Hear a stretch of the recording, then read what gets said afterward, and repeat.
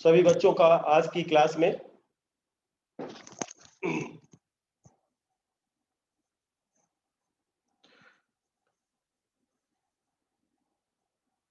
आज की क्लास शुरू की जाए। सभी बच्चों की आज की क्लास में स्वागत है। कल हम आपसे परिवार के संदर्भ में चर्चा कर रहे थे। परिवार क्या है, परिवार शब्द की उत्पत्ति कहां से हुई, परिवार की विशेषताएं क्या है और परिवार क्यों महत्वपूर्ण है हमारे लिए। आज हम आपसे इस दूसरे पार्ट में परिवार के प्रकार, परिवार के महत्व और एक हैप्पी फैमिली के लिए क्या आवश्यकताएं होती हैं, इन बिंदुओं पर आपसे चर्चा करेंगे। तो परिवार के प्रकार के बारे में जब हम बात करते हैं तो जैसे कल बताया था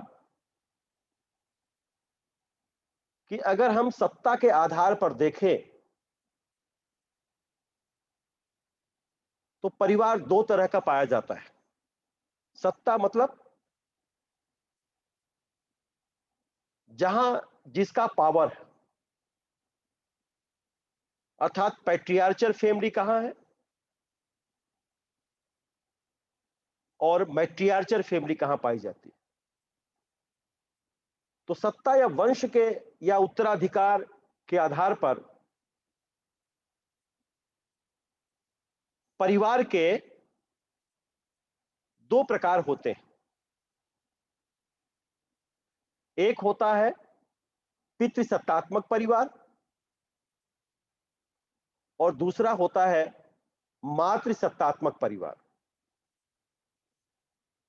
पितृसत्तात्मक परिवार जिसे हम पैट्रियार्चल या पैट्रिलिनियल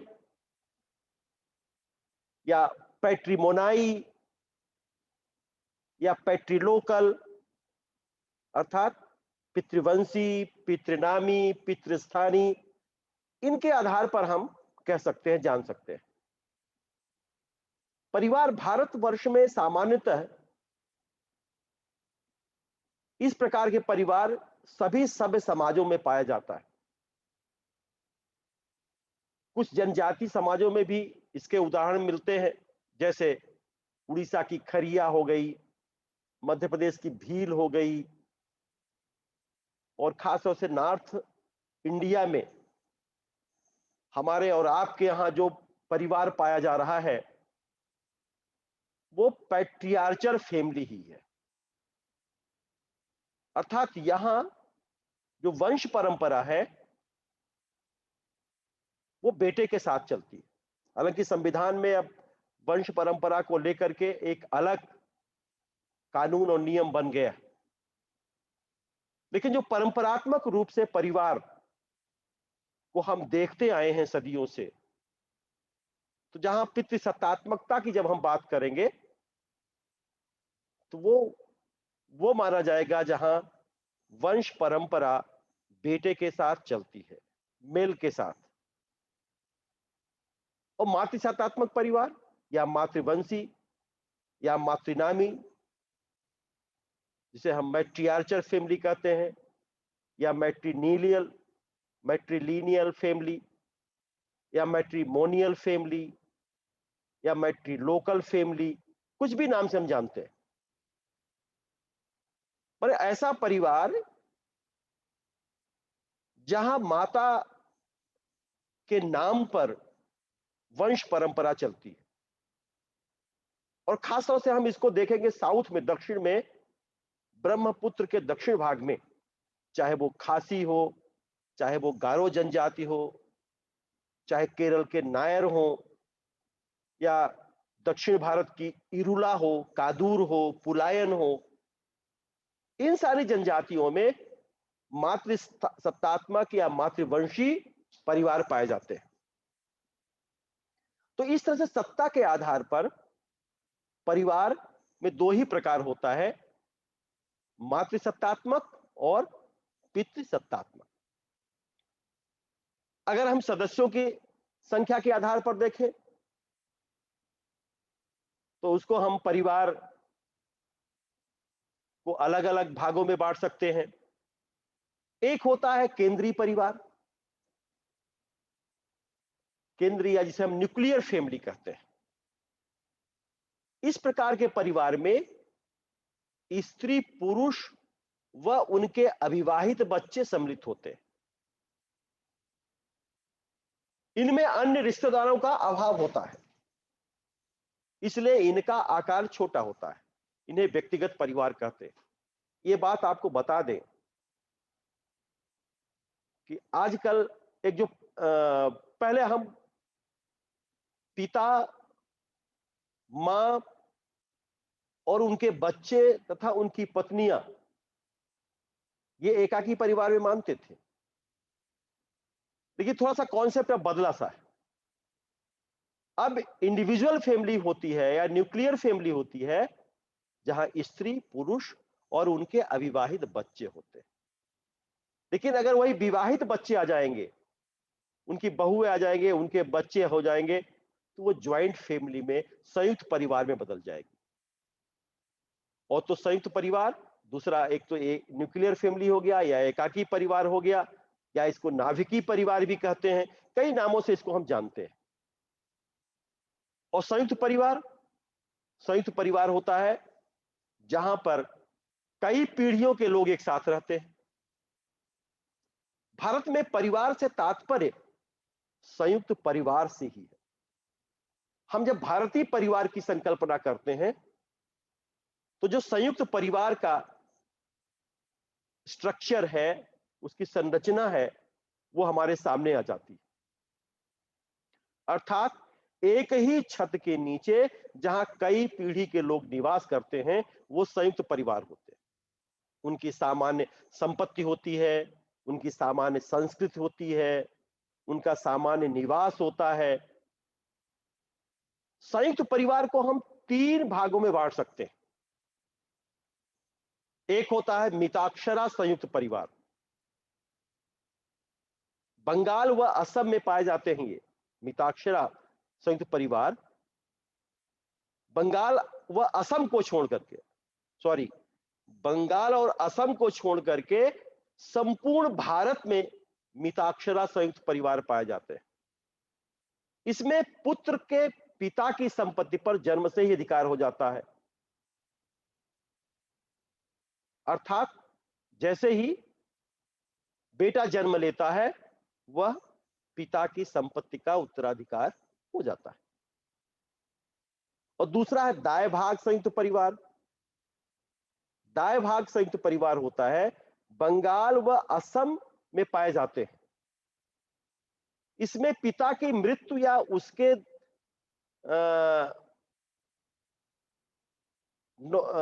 इस्तीफा, क्या कहते हैं उसको, स्वामित्व को ठुकराने के बाद पुत्र का संपत्ति पर अधिकार होता है। जैसे मान लीजिए कोई पिता है और कहता है नहीं, बस हमें नहीं चाहिए, संपत्ति है और हम नहीं रखना चाहते हैं, मुखिया नहीं रहना चाहते हैं, और इस संपत्ति का पूरा वारिस फिर कौन हो जाएगा? उसका पुत्र हो जाएगा।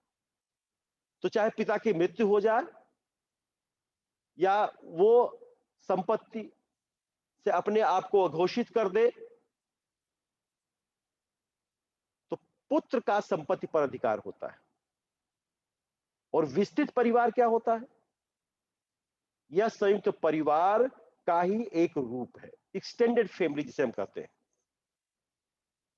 इसके मूल परिवार के अलावा पति पत्नी के रिश्तेदार भी सम्मिलित होते हैं। स्त्री और पुरुष होंगे, उनके रिश्तेदार भी होते हैं, अर्थात मायके पक्ष वाले भी होंगे और ससुराल पक्ष वाले भी होंगे। स्त्री के मायके पक्ष वाले और ससुराल पक्ष वाले दोनों होते हैं।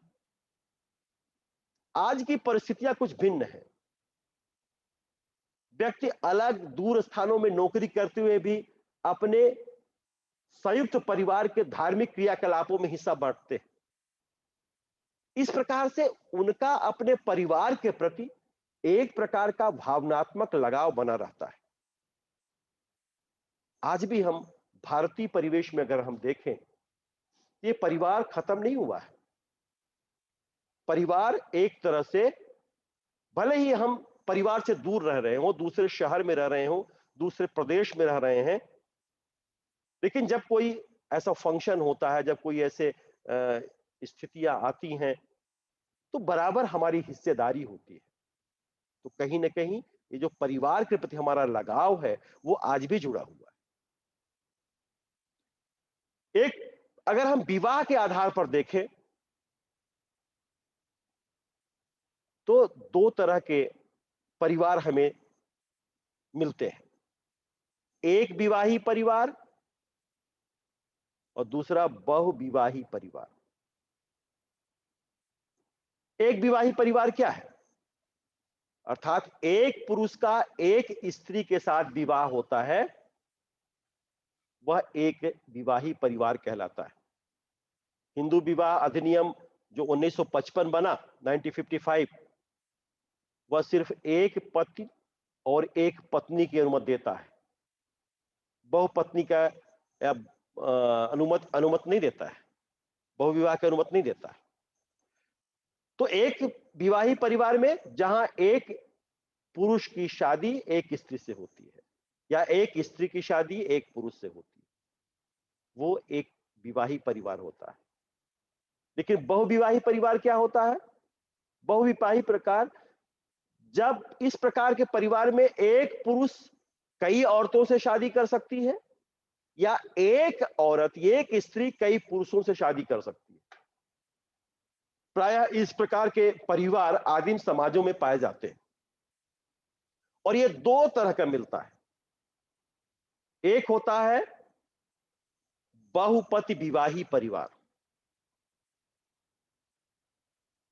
Polyandry and पॉलीजिनी। इस प्रकार के परिवार में एक स्त्री के अनेक पति होते हैं। बहुपति विवाही परिवार में एक स्त्री कई पुरुषों से शादी कर सकती है। हालांकि इसका हम द्वापर काल में भी इसका उपयोग वो देखते हैं कि द्रौपदी के 5 पति थे, लेकिन वो एक संयोग था। लेकिन एक एग्जाम्पल के रूप में हम कह सकते हैं, बहुपति विवाही परिवार की अगर श्रेणी में वो पांडव लोग भी आते हैं। तो ये बहुपति विवाही जो परिवार होता है, इसके दो तरह के होता है। मैंने विवाह के आधार पर दो तरह के भेद आपको बताया, एक विवाही परिवार और बहुविवाही परिवार। अब बहुविवाही परिवार में, बहुपत विवाही परिवार में एक भातृक बहुपत विवाही परिवार होता है। अर्थात इसमें सभी पति आपस में भाई होते हैं। जब सभी आपस में किसी एक स्त्री के साथ विवाह कर लेते हैं, आज भी यह परंपरा हमें नीलगिर की टोडा, जौनसार, खस, मालाबार तट की नायर जनजाति में यह देखने को मिलता है, जो भातृक बहुपत विवाही परिवार होते हैं। और ऐसा क्यों करते हैं? उन लोगों का मानना है कि जो संपत्ति का जो बंटवारा वो नहीं हो पाएगा। और दूसरा, स्त्रियां ये भी मानते हैं वो लोग कि जब एक परिवार में कई स्त्रियां आ जाती हैं, कई भाई हैं और कई स्त्रियां आ जाएंगी, तो विवाद बहुत जल्दी होता है, संघर्ष की स्थितियां हो जाती हैं, और जो भाइयों में जो अपनत्व होता है, जो एकता होती है, जो इंटीग्रेशन होता है, वो प्रभावित होता है। तो सदियों से उनके यहां ये चला आ रहा है परंपरा। हालांकि अब धीरे धीरे जो आधुनिक परिवेश में अब ये प्रथाएं धीरे धीरे लुप्त होती जा रही हैं, कि फिर भी आज ऐसा है कि जिसमें बहुपत विवाही, जो भातृक बहुपत विवाही होते हैं, उसमें सभी स्त्री के सभी पति आपस में भाई होते हैं। और अभ्रातृक बहुपत विवाह ऐसा भी होता है। इसमें कोई आवश्यकता नहीं है कि सभी पति आपस में भाई हो। टोडा और नायर में इस प्रकार का परिवार देखने को मिलते हैं। या तो वो समीपस्थ के रिलेटिव होते हैं, या दोस्त होते हैं। तो अभ्रातृक बहुपत विवाही परिवार भी इसमें देखने को मिलता है। अब बहुपत्नी विवाही परिवार ये भी होता है। बहुपत्नी विवाही परिवार, इसमें एक पुरुष की अनेक पत्नियां होती हैं। मुस्लिम में भी हम मुस्लिम समाज में भी हम देखते हैं उनको, उनके धर्म ग्रंथ कुरान के अनुसार तीन तीन पत्नियां वो रख सकते हैं। हालांकि अब जो अभी संविधान आया है, 3 तलाक का जो संविधान जो अभी कानून आया है, तो बड़ा उसको लेकर के एक ऐसी स्थितियां बनी थी जिसमें उन्होंने नाराजगी जाहिर की थी। लेकिन बहुत सारी जो सभ्य समाज की महिलाएं थी, मुस्लिम समाज की, उन्होंने इसका फेवर किया था, पक्ष लिया था उसका, और उन्होंने टिप्पणियां की थी कि स्त्री स्वतंत्रता, जो मुस्लिम स्त्री स्वतंत्रता है, उसको सचमुच को पहली बार उसको ये अधिकार मिला है। खैर वो एक अलग मुद्दा है, उस पर ज्यादा हम बहस नहीं करेंगे। तो एक बहुपत्नी विवाह परिवार भी होता है कि जहां एक पुरुष की अनेक पत्नियां होती हैं। नागा में भी होता है, गोंड में भी पाया जाता है, बैगा में भी पाया जाता है। इन जनजातियों में भी बहुपत्नी विवाह पाया जाता है। लिंटन ने संबंध के आधार पर परिवार के दो भेद किए हैं। एक विवाह संबंधी परिवार और दूसरा रक्त संबंधी परिवार। विवाह संबंधी परिवार जिसमें पति पत्नी के बीच के संबंध पाए जाते हैं, उनकी प्रकृति अस्थाई होती है। और रक्त संबंधी परिवार, इस प्रकार के परिवारों में रक्त संबंधी व्यक्ति रहते हैं तथा विवाह व धन की अपेक्षा रक्त पर ज्यादा जोर देते हैं। रक्त पर ज्यादा जोर दिया जाता है। और भारत में जो संयुक्त परिवार पाया जाता है, वास्तव में इसी श्रेणी में आता है। अपने रक्त की शुद्धता के लिए वो इसीलिए दूसरी कास्ट में विवाह नहीं करते। जो विवाह का कई ऐसे जनजातियां हैं, कई ऐसे जातियां हैं जहां इंडोगैमी मैरिज होता है, अंतः विवाही जिसे कहते हैं। अपने ही समूह में, अर्थात अपने ही बिरादरी में विवाह करते हैं, दूसरी बिरादरी में विवाह नहीं करते। हालांकि अब इंटरकास्ट मैरिज बहुत होने लगी है। W.L. वार्नर, ये भी एक समाजशास्त्री हैं। वार्नर ने परिवार को दो भागों में बांटा है। एक जन्म मूलक परिवार और दूसरा प्रजनन मूलक परिवार। जन्म मूलक परिवार यह वह परिवार है जिसमें व्यक्ति पैदा होता है। बच्चों के लिए उसके माता पिता का परिवार जन्म मूलक परिवार कहा जाएगा। जहां बच्चा जन्म लेता है, जहां जन्म लेगा वो परिवार। और दूसरा प्रजनन मूलक परिवार, जिस परिवार को युवक युवतियां विवाह कर स्थापित करते हैं, उसे प्रजनन मूलक परिवार कहा जाता है। कई ऐसे भी जातियां देखने को मिलती हैं जहां बच्चे पैदा होने के बाद उनका विवाह होता है। दुनिया में ऐसी भी प्रजातियां हैं, ऐसी जातियां हैं। आपने एक नाम सुना होगा, बहुत बड़ा फुटबॉल का खिलाड़ी था, मैराडोना। मैराडोना जब एक बच्ची का बाप बन गया था, तब इसके बाद फिर उसकी शादी हुई। तो ये परंपराएं और ये स्थितियां हर जाति और हर देश काल में अलग अलग सी हैं। अब जिमरमैन की हम बात करें, जिमरमैन ने परिवार के 3 प्रकार बताते हैं।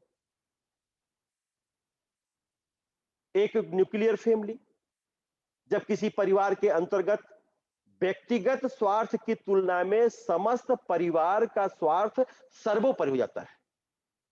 माने यहां कम्युनिटी फीलिंग बहुत ज्यादा होती है। तो ऐसे परिवार को वो क्या कहते हैं? न्यासिता परिवार कहते हैं।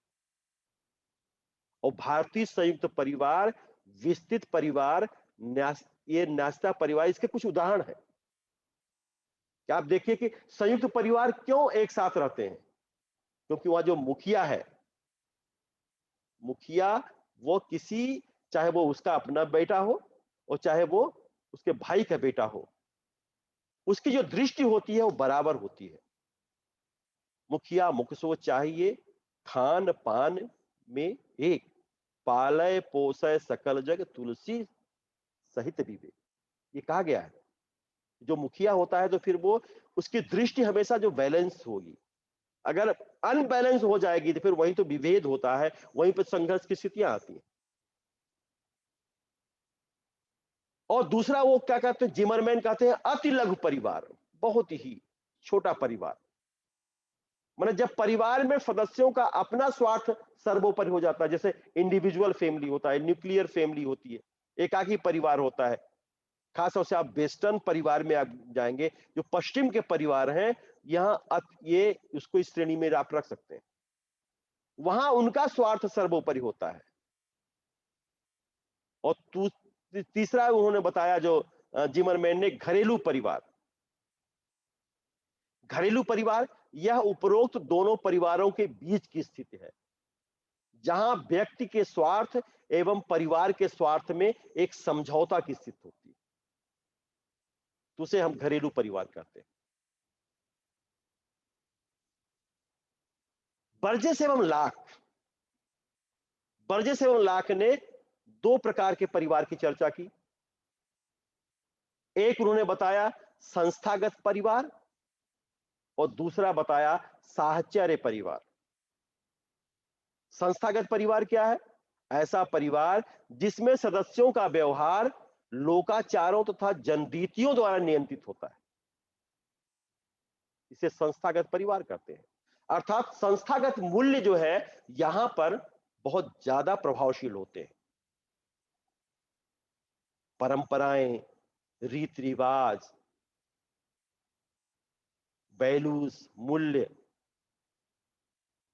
जनरीतियां, ये सब व्यक्ति को कभी विघटित नहीं होने देती, उन्हें संगठित करते हैं। कोई नियम की आवश्यकता नहीं होती है, कहीं बाहरी लिखित नियम कानून की आवश्यकता नहीं होती। यह उनको ट्रेडिशनल जो परंपराओं में जो मिला है, वो ये परंपराएं उनको रोके रहती हैं। और दूसरा कहते हैं बर्जे से लाख, दूसरा क्या कहते हैं, साहचर्य परिवार। अर्थात वो कहते हैं कि दाम्पत्य, स्नेह एवं एकात्मकता पर आधारित परिवार को साहचर्य परिवार कहते हैं। इस प्रकार के परिवारों की मुख्य विशेषता, विवाहित स्त्री पुरुष साहचर्यात्मक जीवन बिताने की मनोकामना करते हैं। अर्थात वो विवाह को एक बहुत गहरी आस्था उनके प्रति रहती है, और वो इसी कारण से साथ साथ रहने की लिए वो दृढ़ प्रतिज्ञ होते हैं। वे मानते हैं कि जो संबंध है, जो हमारे पारिवारिक संबंध है, वो पारिवारिक संबंध आज के नहीं है, बल्कि वो 7 जन्मों के बने हुए हैं। हिंदू संस्कार की अगर हम बात करें तो हिंदू संस्कार में ये बताया जाता है कि जो जोड़ियां बनती हैं वो आज की नहीं है, वो 7 जन्मों की है, जन्म जन्मांतर का संबंध।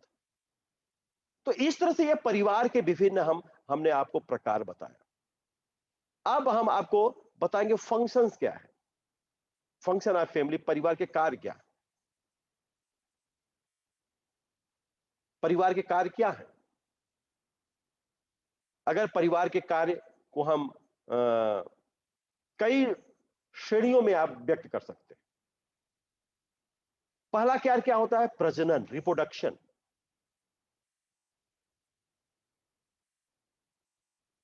दूसरा काम न्यूट्रिशन, पोषण, पालन पोषण। तीसरा to provide need basis facility, आवश्यकता अनुसार सुविधाओं को देना। चौथा काम सुरक्षा, सिक्योरिटी।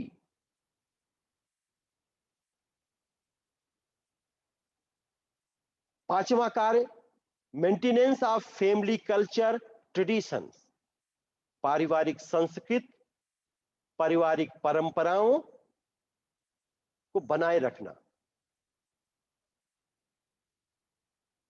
फिर डायरेक्टिव ऑफ द एल्डर्स, जो हमारे बुजुर्ग हैं, बुजुर्गों के निर्देश। सोशल इंश्योरेंस, सामाजिक सुरक्षा, सामाजिक बीमा, सोशल सिक्योरिटी भी कह सकते हैं इसको हम। डिटर्मिनेशन ऑफ फेड, अर्थात मुखिया का निर्धारण, और सोशलाइजेशन, समाजीकरण। ये परिवार के महत्वपूर्ण कार्य हैं। पहला, रिप्रोडक्शन, प्रजनन। परिवार, इसलिए परिवार संस्था बनाई गई ताकि वंश परंपरा जीवित रहे, वंश परंपरा गतिशील रहे। और परिवार में जो बच्चा उत्पन्न होता है वही वास्तव में वंश परंपरा का वाहक होता है, वही वंश परंपरा को आगे बढ़ाता है। तो प्रजनन, बच्चों को पैदा करना, यह भी एक परिवार का कार्य है। और उसी, जैसा कल भी बताया था, कि उसी बच्चे को वैध कहा जाता है, वैधता का दर्जा दिया जाता है जो परिवार में पैदा होता है, जिसे परिवार एक्सेप्ट करता है। फिर न्यूट्रिशन है, दूसरा काम पालन पोषण करना भी है। ऐसा नहीं कि बच्चा उत्पन्न हो गया हम उसका पालन पोषण नहीं करेंगे। तो पालन पोषण भी परिवार का एक महत्वपूर्ण कार्य होता है। और to provide need basis facility, जो आवश्यकता अनुसार हमारी सुविधाओं हैं उनको फुलफिल करना, उनको देना परिवार का दायित्व होता है। हमारी सामाजिक आवश्यकताएं हैं, हमारी आर्थिक आवश्यकताएं हैं, हमारी शिक्षा के लिए भी आवश्यकता है, हमारे रोजगार के लिए भी आवश्यकता है। ये सब कौन करता है? इन आवश्यकताओं की पूर्ति परिवार ही करता है। अगर बच्चा पढ़ रहा है, कॉलेज में पढ़ रहा है, उसकी फीस कौन देगा? कोई दूसरा नहीं देता, परिवार से ही वो लाएगा। वो कहीं जा रहा है, इंटरव्यू के लिए जा रहा है, कहीं परीक्षा देने जा रहा है, तो कौन देगा खर्चा उसका? परिवार ही देता है। तो जो उसकी आवश्यकताएं हैं सुविधा अनुसार, उन आवश्यकताओं की पूर्ति करना भी परिवार का दायित्व है। फिर सिक्योरिटी, परिवार एक तरह से सुरक्षा प्रदान करती है, चाहे वो सामाजिक सुरक्षा हो, चाहे वो आर्थिक सुरक्षा हो, चाहे वो राजनीतिक सुरक्षा हो, और चाहे वो मनोवैज्ञानिक सुरक्षा हो। ये सुरक्षाएं बताती हमारी क्या समाज में हमारी आवश्यकताएं हैं। हमारा समाज में जो पहचान होती है वो परिवार देता है। जो हमारा स्टेटस है, जो हमारी प्रस्थिति का डिटर्मिनेशन ऑफ स्टेटस, प्रस्थिति का निर्धारण कौन करता है? परिवार करता है। हमारी आर्थिक आवश्यकताओं की पूर्ति कौन करता है? परिवार करता है। हमारे क्या अधिकार हैं, हमारी क्या कर्तव्य हैं, ड्यूटीज एंड अथॉरिटीज, दोनों चीजों को कौन बताता है? परिवार बताता है। ऐसा नहीं कि हम अपनी ड्यूटी भर, अपनी अधिकार भर को जाने और अपने कर्तव्य को भूल जाएं, ये नहीं। तो दोनों चीजें होती हैं। और मनोवैज्ञानिक, साइकोलॉजिकल जो नीड्स है, जो साइकोलॉजिकल सिक्योरिटी है, वो कौन देता है? परिवार देता है। जब विषम परिस्थितियां परिवार में आती हैं, या बच्चे के सामने आती है, या किसी दूसरे सदस्य के पास सामने आती है, तो उन विषम परिस्थितियों से एक जो मनोवैज्ञानिक, उस मनोविज्ञान से उबरने का जो साहस पैदा करता है, वो परिवार ही पैदा करता है। जैसे कोई लड़का मान लीजिए कहीं असफल हो गया, या कोई बहुत बड़ी घटना हो गई, तो उस घटना से उबरने में पूरी मदद करता है एक तरह से परिवार। तो ये जो सिक्योरिटी है, चाहे वो सोशल सिक्योरिटी हो, चाहे वो इकोनॉमिकल सिक्योरिटी हो, चाहे वो पॉलिटिकल सिक्योरिटी हो, चाहे वो साइकोलॉजिकल सिक्योरिटी हो, ये सारी सुविधाएं परिवार ही मुहैया कराता है। और मेंटेनेंस ऑफ फैमिली कल्चर, जो हमारी पारिवारिक संस्कृति है, संस्कृति का स्वरूप जो होता है बहुत बड़ा होता है। हमारी जो परंपराएं हैं, जो हमारे रीति रिवाज हैं, हम अपने परंपराओं और रीति रिवाजों को कहां से सीखते हैं? परिवार से ही सीखते हैं। हमारे पूर्वजों के संस्कृति कैसी रही है, उस संस्कृति का कैसे पालन करना है, हमारी परंपराएं क्या रही, हमारे देवी देवता कौन है, हमारे कुल देवता कौन है, हमारा गोत्र क्या है, ये सारी चीजें कौन देता है? परिवार ही देता है। तो maintenance of family culture and traditions, जो हमारी संस्कृति है, जो हमारी परंपराएं हैं, इन परंपराओं को एक पीढ़ी से दूसरी पीढ़ी जो ट्रांसफर करने का जो प्रयास होता है, वो परिवार ही करता है और फ्री देता है। ट्रांसमिशन जो होता है वो फ्री होता है, कोई चार्ज नहीं होता है। कोई पिताजी या कोई चाचा या कोई दादी ये नहीं कहेगा कि पैसा लाओ तो हम बताएं अपनी परंपराओं को, नहीं, ये फ्री देते हैं। और हर बच्चे को ये संस्कार उनके माँ बाप, दादा दादी, नाना नानी ये देते हैं कि देखो तुम्हारी ये परंपरा है, तुम्हारे रीति रिवाज है, हमें कभी इससे विमुख नहीं होना है। तो इन परंपराओं का निर्वहन करना होता है। कहते हैं ना, भगवान राम कहते हैं ना, रघुकुल रीत सदा चली आई, प्राण जाए पर बचन न जाई। तो प्राण जाए पर बचन न जाई, माने जो हम जो वचन दे देंगे उसकी रक्षा करेंगे, भले ही हमारा सब कुछ निछावर हो जाए। ये क्या है? परंपरा है। किसकी है? रीति है। किसकी? रघुकुल की, रघुवंशियों की रीति है कि हम जो एक बार वचन कह देते हैं, भले ही हमारा प्राण चला जाए, उस वचन का पालन करने के लिए हम अपना सर्वस्व निछावर करने के लिए भी तत्पर रहते हैं। तो ये क्या है? ये maintenance of family culture and traditions. इसी पारिवारिक संस्कृति, इसी पारिवारिक परंपराओं, इन्हीं पारिवारिक मूल्यों को गतिशील करने के लिए परिवार सबसे महत्वपूर्ण साधन के रूप में हमारे सामने आता है। फिर डायरेक्टिव ऑफ द इल्डर्स, हमारे जो इल्डर्स हैं, जो बड़े बुजुर्ग हैं, उनका भी निर्देश होता रहता है, पालन करता रहते हैं। कभी मान लीजिए कहीं कुछ कुछ भी हो, देखे आप जैसे घर में देखते हैं कि बच्चा कुछ गलती कर रहा है तो बड़े बच्चे डांटते हैं, नहीं ऐसा नहीं करना चाहिए, आपको ऐसा करना चाहिए, आपकी ये परंपरा नहीं है, आप इस परिवार के हैं, परिवार के लोग क्या, दूसरे लोग क्या कहेंगे। और समय समय पर डायरेक्टिव्स ये मिलते रहते हैं, क्योंकि उनके पास इंपीरिकल नॉलेज होता है, एक अनुभविक ज्ञान होता है, और इस अनुभविक ज्ञान को सहेजना ये हर परिवार का कर्तव्य होता है। और सोशल इंश्योरेंस, हमारे सामाजिक बीमा होता है। सामाजिक बीमा मतलब जो हमारे परंपराएं, प्रथाएं, रीति रिवाज, हमारी मान्यताएं, अगर कहीं भी हमारे कोई भी दुर्घटना हो रही है, कहीं भी हमारे कोई समस्या आ रही है, उस समस्या का निदान कौन करता है? परिवार ही करता है। तो एक तरह से वो आपको इंश्योरेंस, एक बीमा करता है आपके साथ। परिवार अपने सदस्यों को बीमा करता है कि जो भी स्थितियां होंगी, कभी कभी होती है कि जीवन में बड़ी प्रतिकूल परिस्थितियां आ जाती हैं, लेकिन उन प्रतिकूल परिस्थितियों से लड़ने का जो हौसला देता है वो परिवार देता है। सिर्फ हौसला भर नहीं देता है, बल्कि उसके साथ खड़ा रहता है। और डिटर्मिनेशन ऑफ फेड, घर में कौन मुखिया होगा उसका निर्धारण कौन करता है? परिवार करता है। कोई जरूरी नहीं कि बड़ा बेटा ही मुखिया हो, बेटी भी हो सकती है मुखिया, छोटा बेटा भी हो सकता है। जिसके अंदर एक क्षमता हो कि वो पूरे परिवार को एकजुट ले सकता है, पूरे परिवार में एकीकरण कर सकता है, वही मुखिया हो सकता है। और सोशलाइजेशन, जो सबसे महत्वपूर्ण कार्य होता है परिवार का, वो क्या होता है? सोशलाइजेशन, समाजीकरण। समाजीकरण क्या है?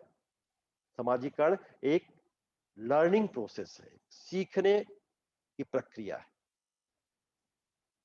बच्चा जन्म से लेकर के जब थोड़ा सा बड़ा होता है, उसके अंदर वैचारिकता डेवलप होती है, उसकी एक्टिविटीज बढ़ने लगती है, तब से लेकर के और अंतिम समय तक वह सीखता रहता है।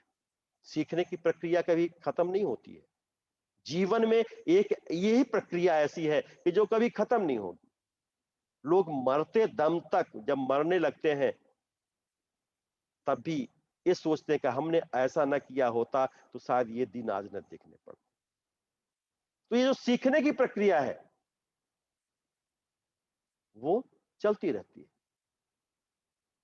और इस सीखने की प्रक्रिया कभी खत्म नहीं होती।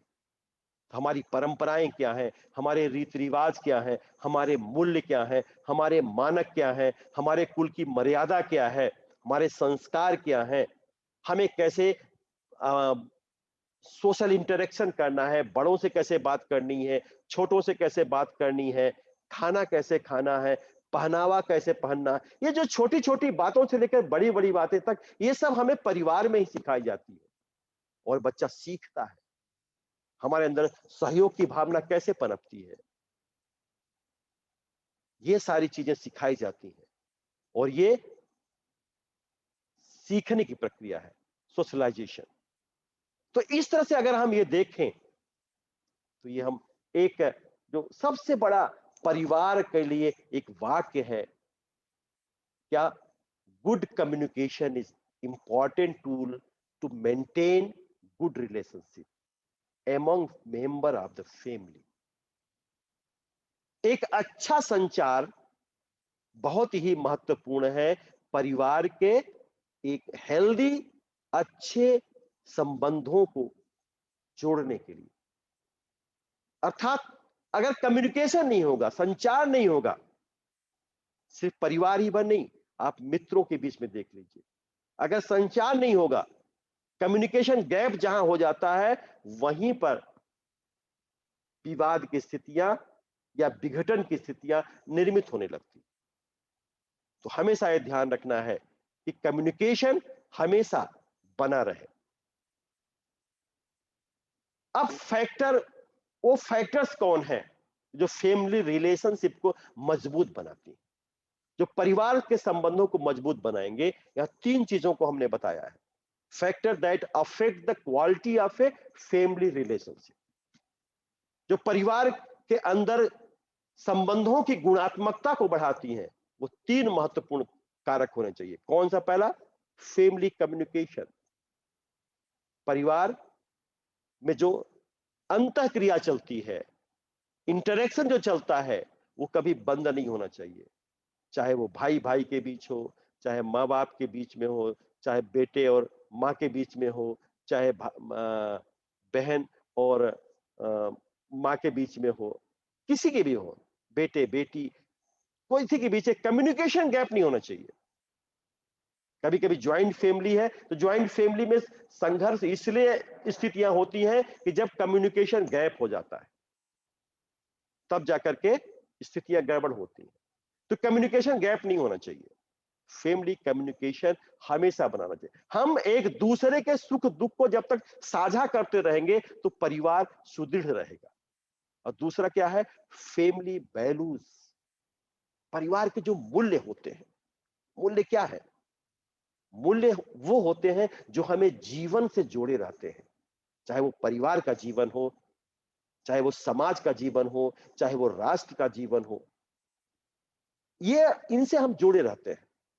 तो फैमिली वैल्यूज हैं हमारे हमारे परिवार के मूल्य क्या है, कैसे हमें बात करनी है छोटों से, बड़ों से, पड़ोसियों से, मित्रों से, नातेदारों से, क्योंकि बहुत ही विस्तृत स्वरूप होता है। तो इस सामाजिक मूल्य को, इस पारिवारिक मूल्य को हमें जीना होता है, अपने अंदर आत्मसात करना पड़ता है, अपनी परंपराओं रीति रिवाजों को आत्मसात करना पड़ता है। और ये वही मूल्य होते हैं, ये वैल्यूज, चाहे हम जहां भी रहेंगे, जहां भी जाएंगे, अगर हमने अपने पारिवारिक मूल्यों को जी लिया है तो हम जिस संरचना में जाएंगे वहां पे परिवार के साथ जुड़े रहेंगे। और तीसरी जो महत्वपूर्ण फैक्टर्स होता है फैमिली रिलेशनशिप का, वो होता है फैमिली मेमोरीज। बहुत सारे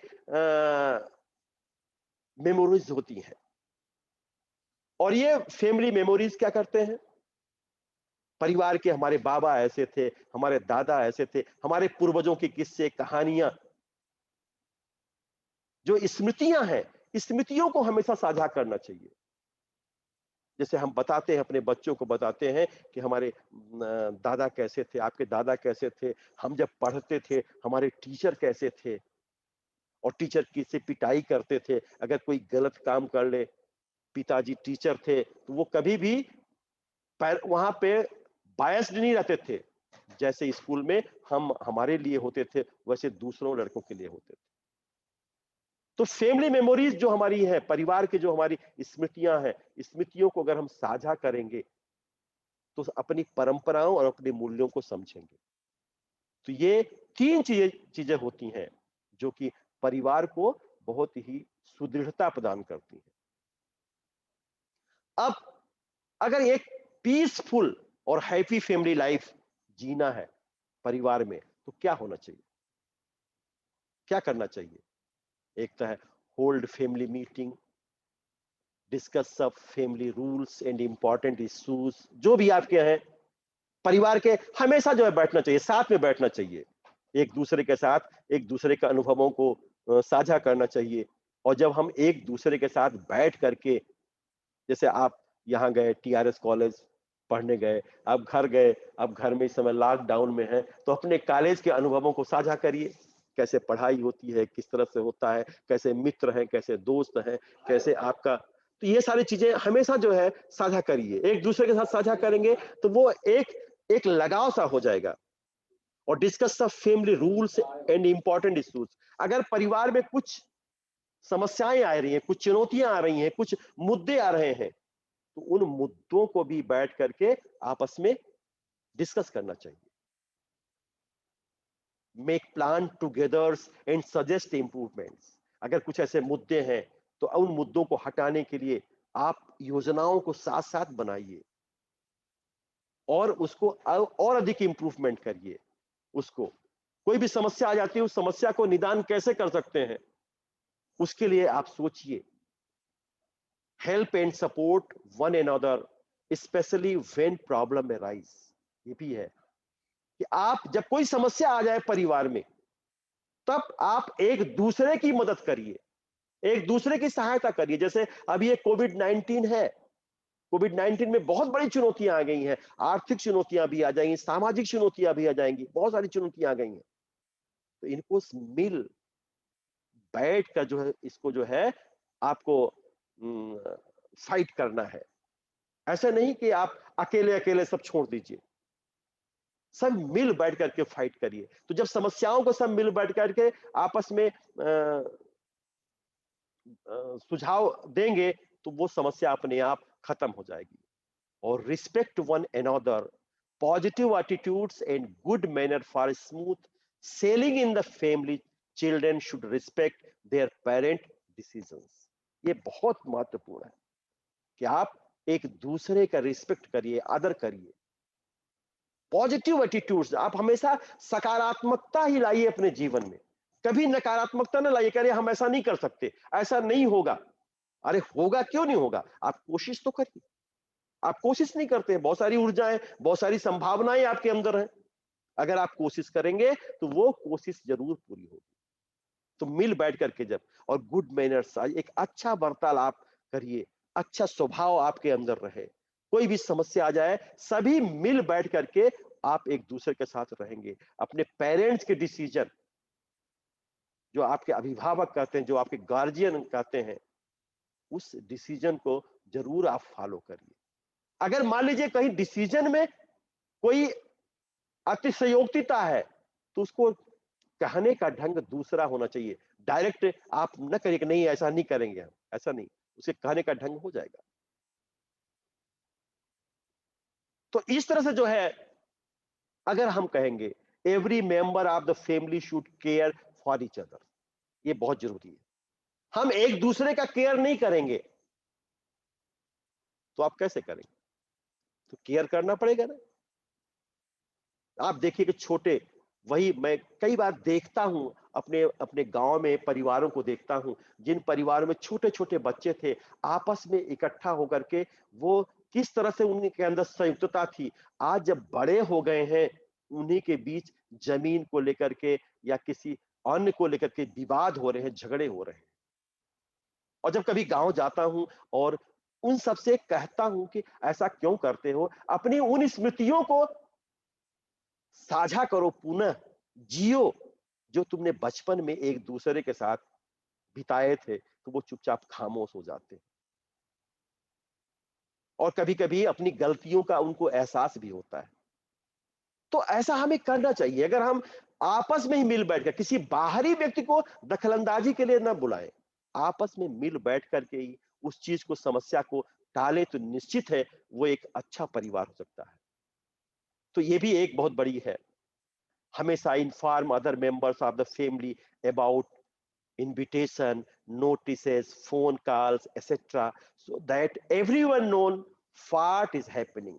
आप हमेशा अपने परिवार के साथ बने रहें। टेलीफोन, संवाद को कभी खत्म न करें। अगर संवाद खत्म हो गया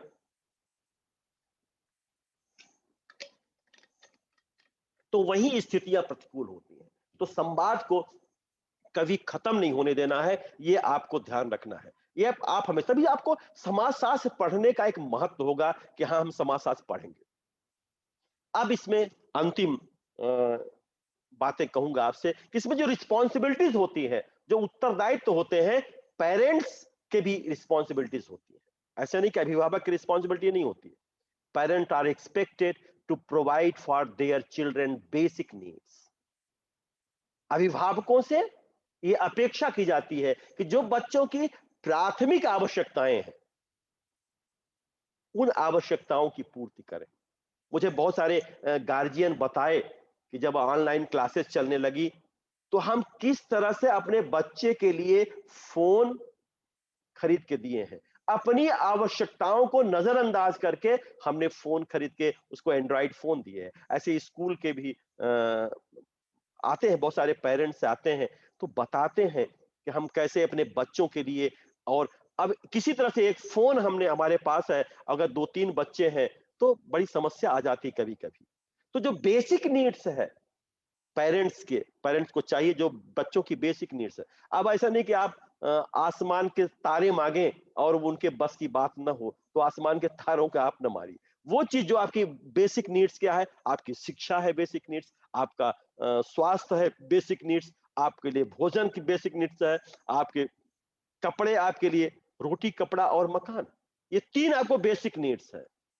और इनके अलावा जो नीड्स हैं, वो क्या है, वो मटेरियलिस्टिक हैं, वो भौतिकता वाले हैं। तो आप ऐसा डिमांड ना करिए कि जो आपको पेरेंट्स पूरा ना कर पाए।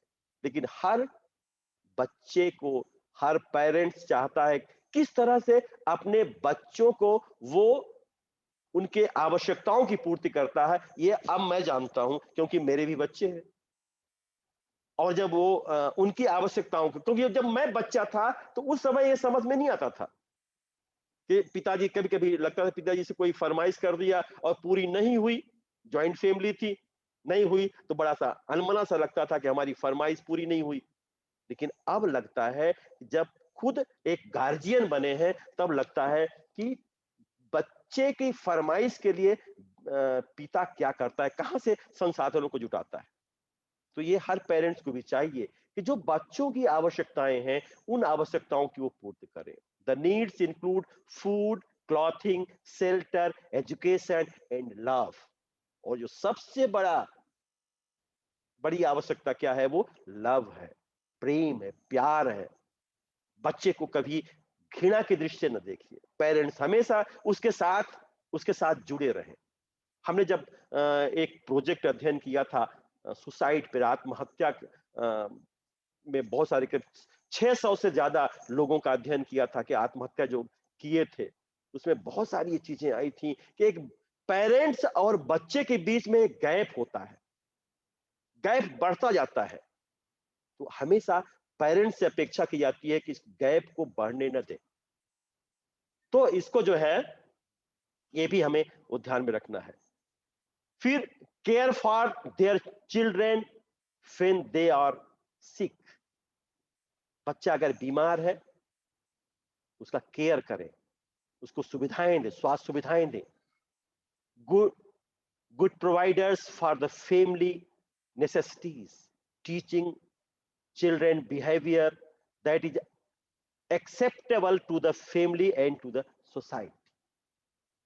तो ये जो पेरेंट्स की जो आवश्यकताएं हैं, जो पेरेंट्स जो शिक्षा देता है अपने बच्चों को, वो समाज के अनुरूप उनको गढ़ता है कि समाज की आज की आवश्यकता क्या है।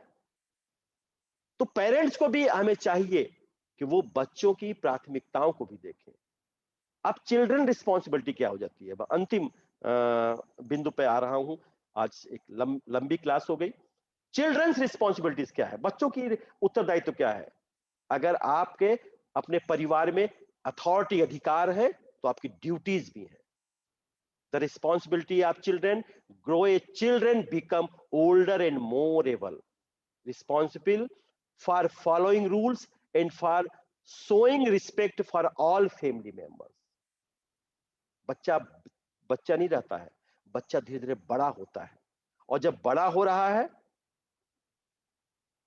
तो कहते हैं ना, कभी कभी कहते हैं, कभी माँ बाप कहते हैं, हालांकि माँ के लिए बच्चा हमेशा बच्चा होता है, लेकिन पिताजी कभी कभी कह देते हैं अब तुम बड़े हो गए हो, या बघेलखंड में कहते हैं अब तुम घोड़ हो गए हो। घोड़ एक घोड़ होने का मतलब क्या होता है, कोई कटु शब्द नहीं है। घोड़ होने का मतलब होता है कि अब तुम वयस्क हो गए। तो उन चीजों को समझो, अब बचपन की जो आदतें हैं उनको छोड़ो, हटाओ, और उस रिस्पॉन्सिबिलिटी को समझो सारे सदस्यों के प्रति, सारे अगर ज्वाइंट फैमिली है सबके प्रति आपकी संवेदनाएं, आपकी भावनाएं जुड़ी होनी चाहिए। रिस्पेक्ट, आदर होना चाहिए। Should ask permission and seek approval from their parents in making important decision. जो महत्वपूर्ण डिसीजन होते हैं उसमें, उस महत्वपूर्ण डिसीजन में अपने पेरेंट्स के अप्रूवल आपको लेना है, उनसे परमिशन नहीं लेंगे। आपने कोई निर्णय ले लिया तो स्वतः निर्णय ले लिए। हमेशा इसलिए हम कहते हैं कि संवाद की जो स्थितियां हैं वो संवाद की स्थितियां कभी खत्म नहीं होना चाहिए। और शेयर रिस्पॉन्सिबिलिटीज, अपने उत्तरदायित्वों को हमेशा शेयर करिए। All member of the family में share in the responsibility of household chores. Everyone help meet needs of elderly members who may no longer be able to care for themselves।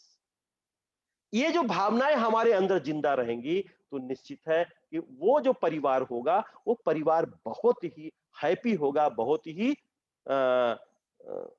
स्वतंत्र, माने एक बहुत ही स्वस्थ परिवार होगा, और वो परिवार हमेशा बहुत ही गतिशील होगा। तो परिवार को इस तरह से, हमारे परिवार के क्या महत्व है, परिवार में क्या रिस्पॉन्सिबिलिटीज है, परिवार के क्या दायित्व हैं, उन दायित्वों को आज हमने आपको बताया।